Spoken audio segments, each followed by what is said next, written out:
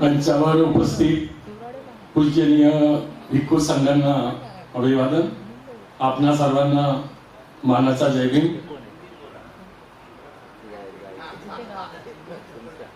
आज यहाँ बुद्ध विहार समन्वय समिति के माध्यम से बुद्ध विहार उनका तीसरा अधिवेशन संपन्न हुआ है. पहला दिन संपन्न हुआ है और उद्घाटनीय सत्र से अभी तक अभी मेरे ख्याल से 7 बजे होंगे. बीच में का 1 घंटा खाने के लिए अवकाश था. जेम तेम पूरा दिन आप यहाँ बैठे हैं और सुनते रहे हैं. भले ही लोग कम है लेकिन आप सुन रहे हैं. तो अभी तक 3 सत्र हुए हैं और 3 सत्र की अलग अलग सब्जेक्ट थी. बोलने वाले भी लोग अलग थे लेकिन उनका जो ये था, क्या बोलते हैं, उसका सार था वो एक ही है. बुद्ध भारतीय बौद्ध समाज की समस्या, बुद्ध विहार कल्चर निर्माण में समन्वय की भूमिका और ये अभी जो सत्र चल रहा है वो आदर्श बुद्ध विहार निर्मित में संचालकों की भूमिका. अभी ये जो 3 सब्जेक्ट थे लेकिन तीनों सब्जेक्ट का जो ये मीनिंग था वो अलग पलट के एक जैसा ही है. ठीक है. अभी इस सत्र में जो पहला अपनी बात रखी हमारे मित्र और ये अधिवेशन के आयोजक माननीय प्राध्यापक भारत जी शिरसाट अपनी बात रखी. उन्होंने बहुत अच्छी तरह से और सोपी वर्ड में बताया कि बुद्ध विहार कैसा बनना चाहिए, बुद्ध विहार कैसा होना चाहिए, फंड कहाँ से आना चाहिए और किस तरह उसका संचालन होना चाहिए. अभी ये बताया और उसका जो भाषा था, लैंग्वेज था वो कड़क था. कड़क इसलिए था वो आपके समझ में आ जाए और आया होगा ऐसा मेरे को लगता है. तो ये सब बातें हम सुनते हैं और उसके ऊपर विचार करते हैं. तो बाबा साहब की भूमिका जो है उसके संदर्भ में वो समझना बहुत जरूरी है. ये क्यों ऐसा होता है भरत जी, ये क्यों ऐसा होता है, ये लोगों के समझ में नहीं आता है.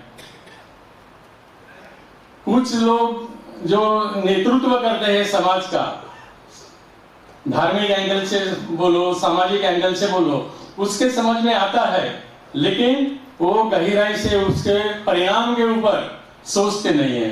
वो तत्कालीन विचार करते हैं. अभी जैसा महाशिवरात्रि आई थी, महाशिवरात्रि में हमारे समाज में नेतृत्व करने वाले एक ग्रुप है, लोग हैं. जहां मैं रहता हूं, देहात में रहता हूं, ग्रामीण भाग में रहता हूं, तो ऐसे जो लोग हैं जो नेतृत्व करते हैं वो लोगों ने महाशिवरात्रि की क्या की शुभेच्छा दी थी. भगवान शंकर का जो उन्होंने फोटो, कुछ लोगों ने फोटो रखा था और ये समाज का नेतृत्व करने वाले लोगों ने दिया. करीब 25 लोगों ने, मेरे पहचान के 25 लोगों ने महाशिवरात्रि की शुभेच्छा दिया. कुछ लोगों को मैं 8-10 लोगों को फोन करके पूछा कि आप समाज का नेतृत्व कर रहे हैं, आप बाबा साहब का आंदोलन चला रहे हैं, मूवमेंट की भाषा कर रहे हैं और ये कैसा, आप क्यों क्या बोलते हैं, महाशिवरात्रि की, शंकर जी की जन्मदिन की शुभेच्छा क्यों दे रहे हैं. तो वो लोग क्या बोल रहे थे, उसका समर्थन कर रहे थे. वो सारी नहीं बोल रहे थे. वो बड़े लोग थे, समाज का नेतृत्व करने वाले लोग थे. वो अपनी बात का समर्थन कर रहे थे कि हमको पॉलिटिक्स में रहना है, बाकी लोगों का भी हमको ये वोटिंग चाहिए, ऐसी बात वो कर रहे थे. लेकिन उनको ये करने में कुछ अलग नहीं लगा, या बाबा साहब का इसमें उसको क्या लगेगा, बाबा साहब को क्या लगेगा, या बाबा साहब का जो भूमिका है इस सदन में, इससे ये हमारा जो ये काम है, ये मिलता है कि नहीं मिलता है, इसके बारे में नहीं सोचा। बोलते हैं हमको, हम सरपंच है, हम ग्राम पंचायत की सदस्य है, सब लोग हमारे घर में आता है, सब लोग के पास जाना पड़ता है, इसलिए हमने ये किया है। तो ऐसी ऐसी बात जब होती है, अभी अभी की बात है, 3 महीने पहले की महाशिवरात्रि, और ये लगभग हर त्योहार को होता है। बाबा साहब तो बोलते हैं कि ये हर त्योहार है, तुम्हारी हार का क्या है, तुम्हारी हार का ये घटना है, ऐसा बाबा साहब बोलते हैं त्योहार के बारे में। और ये लोग क्या करते हैं कि जो समाज का नेतृत्व करते हैं वो शुभेच्छा देते हैं। तो ये बुद्धिस्ट कल्चर ही नहीं मालूम, कल्चर ही नहीं निर्माण में लगे हम, कल्चर निर्माण नहीं लगे हम, तो ये बुद्धिस्ट कल्चर कभी आ जाएगी, कभी निर्माण, कभी सरकार बंदी जी ने बहुत बातें की, बहुत समझाया, बाद में बाकी के वक्ता ने भी यहाँ समझाया। तो ऐसी ऐसी बात है। इस संदर्भ में हमारे जो महामानव है, हमारे आदर्श है, हमारे मुक्तिदाता है, बाबा साहब क्या करते हैं, बाबा साहब का आंदोलन समझने के लिए ये बात बहुत जरूरी है।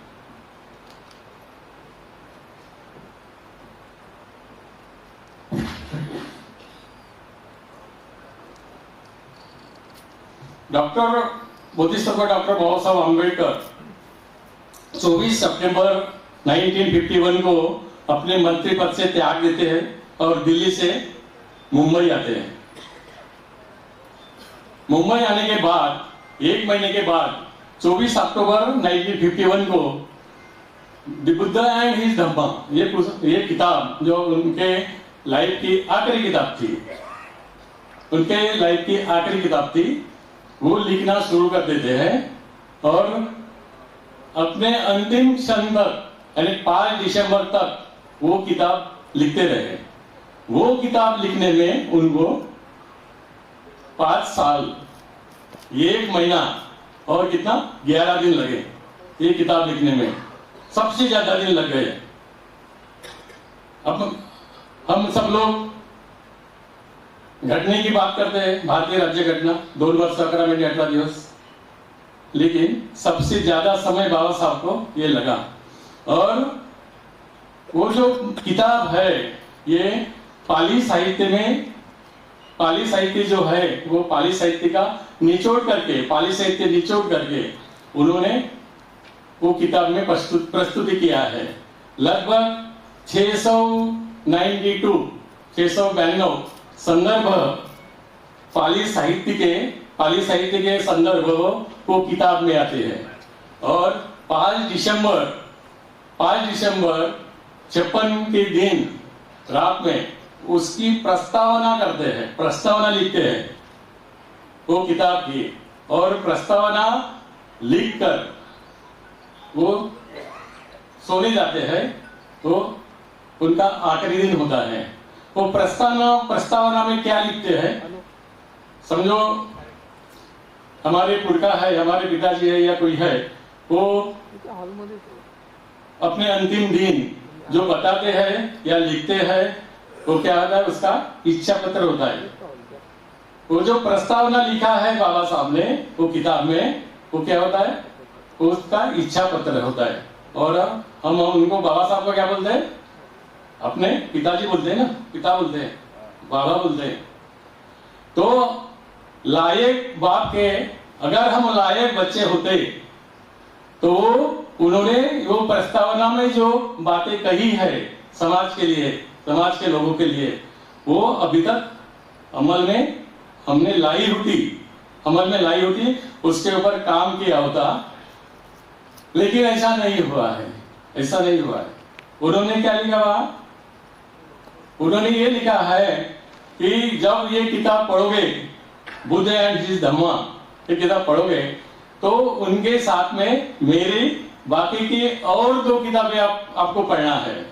ये तीनों किताबें साथ में पढ़कर आपको मेरा आंदोलन क्या है, मेरी मूवमेंट क्या है, ये समझना है। और उसके ऊपर काम करना है, उसके ऊपर काम करना है। बाकी की दोनों किताब कौन सी है? Revolution and counter revolution, revolution and counter revolution, क्रांति यानी प्रतिक्रांति। और तीसरी किताब जो है बुद्ध एंड कार्ल मार्क्स, ये जो एसे लिखा था, बाबा साहब ने एसे लिखा था, जापान के ये कंपनी ने वो पब्लिश किया है, जापान की कंपनी ने पब्लिश किया है। और उन्होंने बुद्ध और कार्ल मार्क्स की 10 बातों में तुलना की है, और 6 बातें ऐसी है कार्ल मार्क्स की कि जो मिलती नहीं है, उन्होंने खुली मार दी है, और 4 बात जो है वो जायज, राइट उसको ठहराया है। तो ऐसी ये बातें है, ये बातें हम अमल में नहीं ला सके। और अंबेडकरी आंदोलन क्या है? सिर्फ जयंती साजरी करना, चंदा इकट्ठा करना, कव्वाली का कार्यक्रम करना, बंदे जी का प्रवचन रखना, यही अंबेडकरी आंदोलन है, ऐसा हम समझ के काम कर रहे हैं। पूरा अपना पैसा, पूरा अपना एनर्जी, पूरा अपना टाइम कुछ अपवाद छोड़ के इसमें चल रहा है। इसलिए अभी भी जो ब्राह्मणिज्म और बुद्धिज्म, इसकी जो संघर्ष था, जो रिवोल्यूशन और काउंटर रिवोल्यूशन में बाबा साहब ने कहा है, वो अभी और मजबूत हो गया है और गहरा हो गया है। इसलिए अपने लोग, अपने नेतृत्व करने वाले लोग क्या करते हैं? कृष्णाष्टमी की शुभेच्छा देते हैं, इसलिए हिंदू त्योहारों की शुभेच्छा देते हैं। तो अंबेडकरी आंदोलन आगे कब जाएगा और कैसा जाएगा, ये समझना चाहिए। ब्राह्मणिज्म और बुद्धिज्म, ये समझ के काम करना चाहिए। इसलिए जो बुद्धिजीवी वर्ग है, जो लाभार्थी है, जिन्होंने लाभ लिया है अंबेडकरी आंदोलन का, अंबेडकरी मूवमेंट का, और लाभ लेके जो बड़े बड़े पदों पर गए हैं, बड़े बड़े डिग्रियां हासिल की है, शिक्षित हुए हैं, ये सब लोगों की जिम्मेदारी ज्यादा होती है। लेकिन ये लोगों ने कुछ अपवाद छोड़ के इसके ऊपर ज्यादा काम नहीं किया। और क्या किया इन लोगों ने? अपना पैसे का उपयोग क्या किया? शादियां करने के लिए अपने पैसे का उपयोग किया, अभी भी कर रहे हैं। लड़की और लड़के की बड़ी धूमधाम से शादियां, डेस्टिनेशन वेडिंग, रिसोर्ट में, बड़े बड़े रिसोर्ट में शादियां हो रही है। बाद में क्या किया? प्रॉपर्टी लिया, प्रॉपर्टी लेते हैं। ये घर रहने के लिए एक बंगला है तो और बंगले लेते हैं, प्रॉपर्टी लेते हैं। लेकिन बाबा साहब ने जो बोला है 5% आप समाज के लिए दो, विसावा हिस्सा समाज के लिए दो, इसे नहीं देते हैं। इसलिए बाकी के लोग, इतर पक्ष वाले लोग, हिंदुत्ववादी लोग, ब्राह्मणिज्म मूवमेंट के लोग आते हैं और तुमको खरीद लेते हैं। ये हालत है। तो ये बुद्धिजीवी लोगों को ये समझना चाहिए, अभी भी टाइम है। 5% आपको देना है समाज के लिए, बाकी के लोग इसका फायदा नहीं लेंगे। और ये अंबेडकरी मूवमेंट सुस्पष्ट पद्धति से आगे ले जाना है। और बुद्ध विहार समन्वय समिति अपने तरीके से, अपने माध्यम से ये काम कर रही है और लोगों के पास जा रही है, समझा के जा रही है, और हम करते रहेंगे। अध्यक्षीय भाषण में विनय रखिता भंडी जी ने बोला, क्या बोला? इथिक्स और इकोनॉमिक्स, इथिक्स और इकोनॉमिक की बात की भंडी जी ने। उसके ऊपर बात ये करने की जरूरत है। हम उसके ऊपर काम कर रहे हैं। भंडे जी को बोला मैं, आपने अभी बात की है, लेकिन हम काम कर रहे हैं इसके ऊपर, हम काम कर रहे हैं। हमने प्रोग्राम बनाया है लोगों को शिक्षित करने का और इकोनॉमिकली मजबूत करने का, वो प्रोग्राम लेके हम लोग जा रहे हैं। तो खेड़े में रहने वाले, ग्रामीण इसमें रहने वाले जो लोग हैं, वो उसके ऊपर विचार कर रहे हैं। लेकिन शहर में रहने वाले जो रीच लोग हैं हमारे इधर, हमारे इसमें, तो उसके ऊपर विचार करने को तैयार नहीं है, विचार करने को तैयार नहीं। 2 साल से मैं ये प्रयास कर रहा हूँ, मुंबई में, कल्याण में, नागपुर में।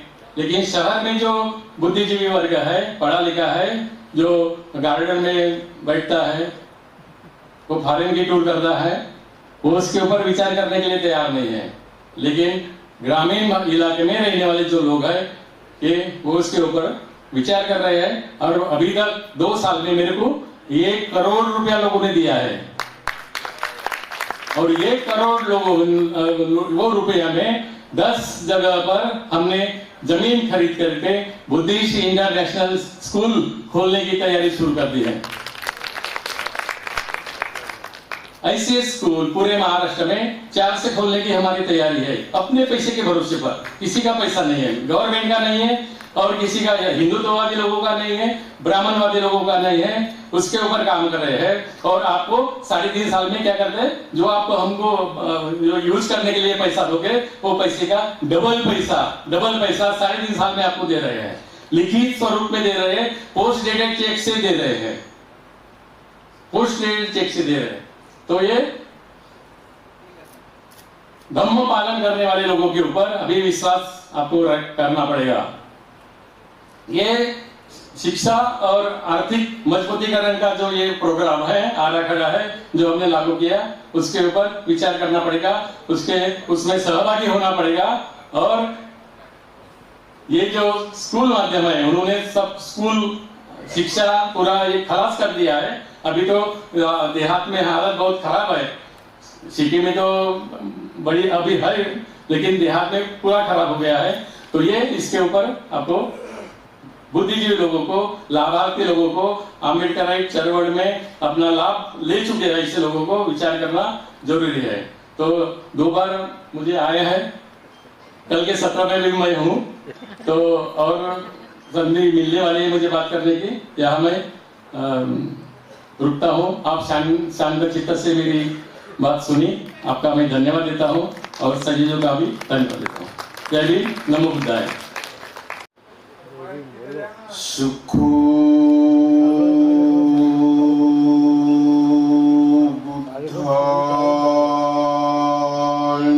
बुद्धानुत्पादो सुखो सद्धम्म देशना सुखा संघर्ष सामग्री समगानं तपो सुखो। अब बोलेंगे साधु साधु साधु।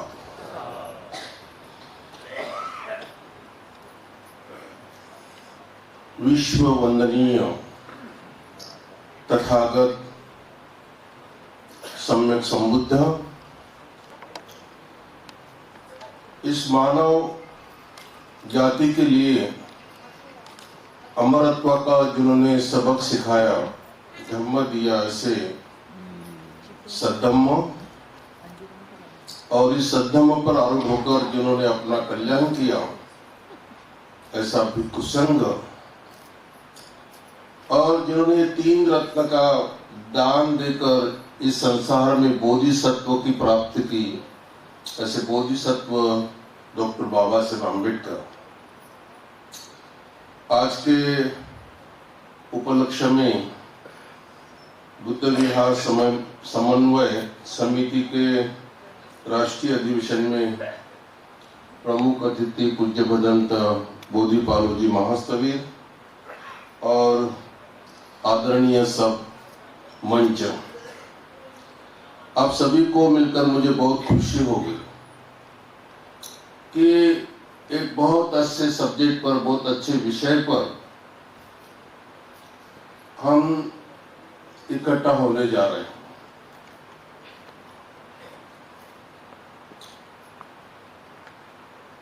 बौद्ध विहार ये जो परंपरा है, भगवान बुद्ध के बाद में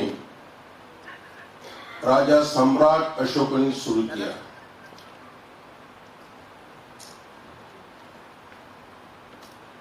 अरहतों के अस्थियों पर स्तूप बनाना, वहां बुद्ध विहार बनाना, भगवान बुद्ध की वंदना करना शुरू से बौद्ध संस्कृति है। विहारों का निर्माण केवल और केवल भगवान बुद्ध के अनुयायी लोगों ने भी किया है। बाद में मराठीत म्हणतात आयत्या बिळात नागोबा, तो उसी तरह से हिंदू लोगों ने बुद्ध विहारों के बुद्ध बाहर निकालकर वहां उन्होंने अनेक देवी देवताएं बिठा के रखी हैं। ब्राह्मणों ने कोई बुद्ध विहार बनवाए नहीं, ब्राह्मणों की संस्कृति भी नहीं बुद्ध विहार बनाना, वो तो धन इकट्ठा करने में लगे रहते हैं। लेकिन धंधा चलाना है। पुष्पमित्र शुंग से अख्तर खिलजी के समय से भिक्षु संघों को नष्ट करने के बाद जितने ही बुद्ध विहार उनको मिल गए, चाहे उनको बद्रीनाथ का मंदिर मिले हो, चाहे उनको तिरुपति बालाजी का मंदिर मिला हो, सभी विहारों में अपने अपने भगवान की प्रतिष्ठापना करके उन्होंने अपना पेट चलाना शुरू कर दिया, दुकानदारी शुरू कर दिया। बाबा साहब अम्बेडकर जी ने भी किताबों में इसका उल्लेख है, बहुत ताकत से बाबा साहब ने लिखा है। अभी 1956 से हम बौद्ध बने हैं और हमारा कर्तव्य बन रहा है कि हमारा बुद्ध विहार हो।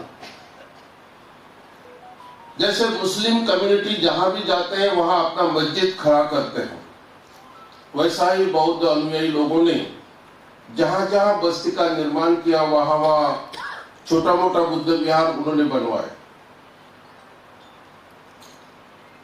हमारे प्रोफेसर साहब ने बड़े ताकत से कहा कि हमारा हिम्मत का, हमारा श्रद्धा का, हमारा पुण्य पारमिताओं का, हमारा दान का बुद्ध विहार होना चाहिए। बड़ी अच्छी बात है। मैं थाईलैंड में देखा, श्रीलंका में देखा, जापान में भी देखा, अमेरिका में भी देखा,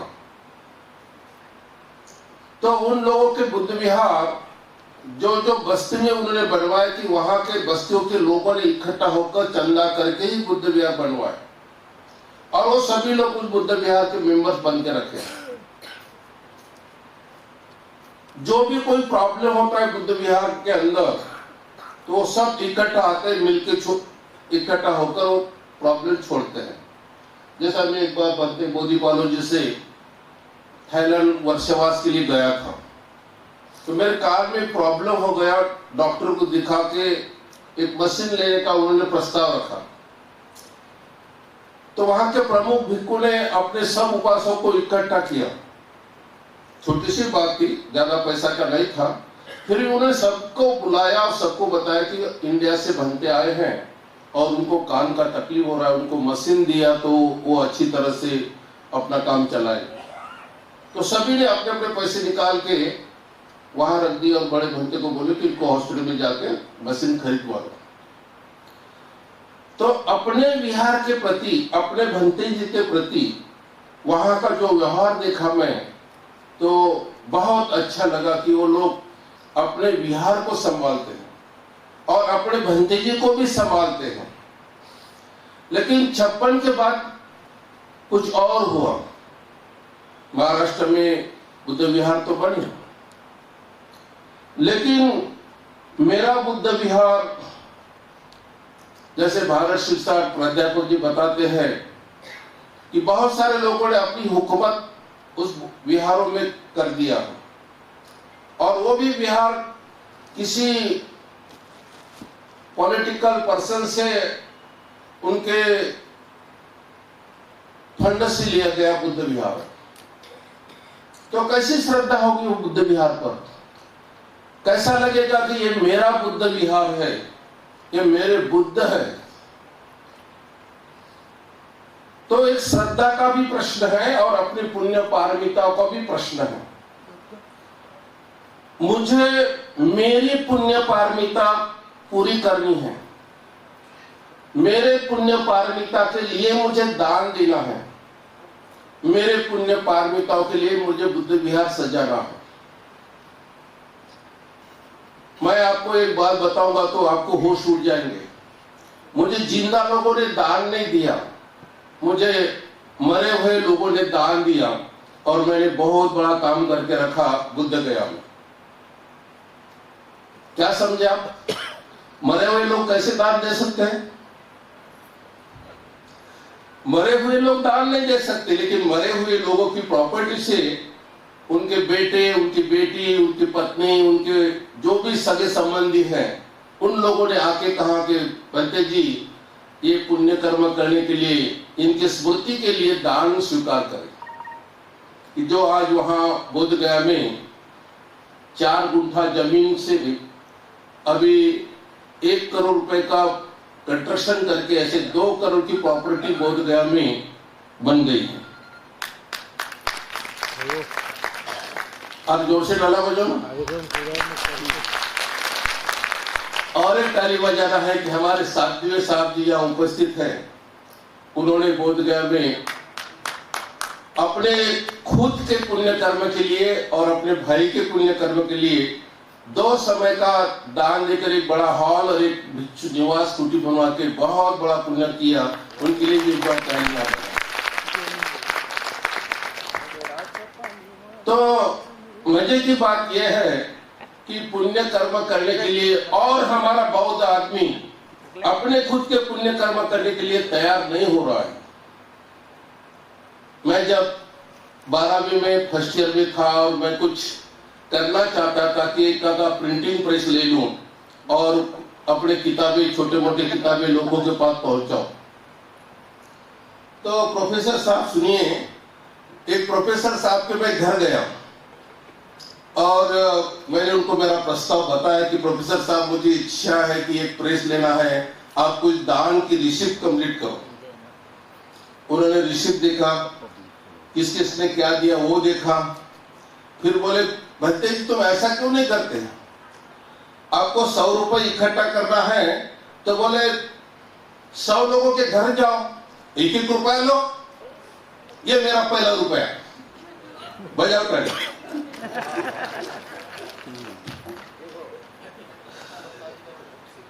वो प्रोफेसर अभी भी जीता है। जब मैं उनके सामने जाता हूं तो हाथ जोड़ता है, नहीं बोले आपने बहुत बड़ा काम किया, मैंने आपको 1 रुपए का सल्ला दिया था उस समय, क्योंकि उस समय उतना गरीबी था और उस समय बहुत मजबूरी भी थी। लेकिन बात यह है कि जिन लोगों ने धर्म के कार्य के लिए दान किया है, उन लोगों को बहुत तरीके का चांस मिला। मैं देखा बोधगया में भी दान देने वाले लोग, औरंगाबाद में भी दान देने वाले लोग, जो बुद्ध विहार को जिन जगह उन्होंने दान दिया, उन लोगों का बहुत तरक्की हो गया। तो ये कुशल कर्म का फल है। कुशल कर्म करना अपने खुद के लिए, अपने परिवार के लिए और अपने धर्म के प्रगति के लिए बहुत जरूरत है। आज सही में तो मैं आगंतुक भंते जी हूँ, प्लानिंग भंते जी नहीं हूँ। मुझे बुलाया गया कि आ जाओ इस सत्र में। भंते गोदीपालु जी यहाँ चीफ गेस्ट है, उनका प्रवचन होने वाला है। मैं जब से औरंगाबाद में बुद्ध विहार का काम करने लगा हूँ, तब से औरंगाबाद की बुद्ध लेनी पूरे महाराष्ट्र में उस लेनी का नाम कर सका हूँ, कीर्ति कर सका हूँ। नागपुर के बाद बुद्ध लेनी औरंगाबाद का नाम बहुत फेमस किया, इसका मुझे बहुत गर्व है। जो भी आदमी महाराष्ट्र से आता है तो बुद्ध लेनी पूछता है कि ये बुद्ध लेनी यहाँ विजयदशमी का कार्यक्रम बहुत बड़ा होता है, वह हम जाना चाहिए। हमारे श्रद्धावान गायकों ने एक मोर्चा निकाल के एक बहुत बड़ा सबक निर्माण किया, सिखाया कि बुद्ध लेनी को जमीन मिलना चाहिए। बुद्ध विहार को 10 एकड़ जमीन देने के लिए प्रस्ताव दिया। उप मुख्यमंत्री ने यहाँ के कुलगुरु को फोन पे मेरे सामने बात किया, लेकिन कुलगुरु ने अभी तक वो प्रस्ताव मंत्रालय में भेजा नहीं। जब भी जाते हैं कुलगुरु बोलते हैं कि हाँ बहुत मीठे बात करते हैं कि मुझे उनके मीठी बातों का ब्लड क्या बोलते हैं वो होने डायबिटीज होने जा रहा है। मीठी बातों में तो बात ही छोड़ो। तो हो सकता है जल्दी में वो 10 एकड़ जमीन वहां आ जाएगी और बहुत सारे फंड है गवर्नमेंट के फंड लेने में कोई दिक्कत नहीं है, क्योंकि वो पैसा हमारा सभी का है, वो किसी के पॉकेट में का नहीं है। तो आगे चल के भविष्य में बहुत बड़ा काम हो जाएगा। वैसे ही काम बोधगया में हुआ, एक और भी काम हीरानंदानी गार्डन पवई में जो बहुत अमीर लोगों की सोसाइटी है, उस सोसाइटी में भी बहुत अच्छा बुद्ध विहार जल्दी बनेगा और आप सभी को वहां लेके जाएंगे। तो मुझे बुद्ध विहार के इस कार्यक्रम में बुला के बहुत बहुत धन्यवाद। आप सभी बुद्ध विहार समन्वय समिति और तीसरा बुद्ध विहारों का राष्ट्रीय अधिवेशन के सभी सदस्यों को बहुत बहुत लाख लाख धन्यवाद देता हूं कि आपने इन सभी को यहाँ इकट्ठा करके एक संदेश देने का मौका दिया। सबको धन्यवाद।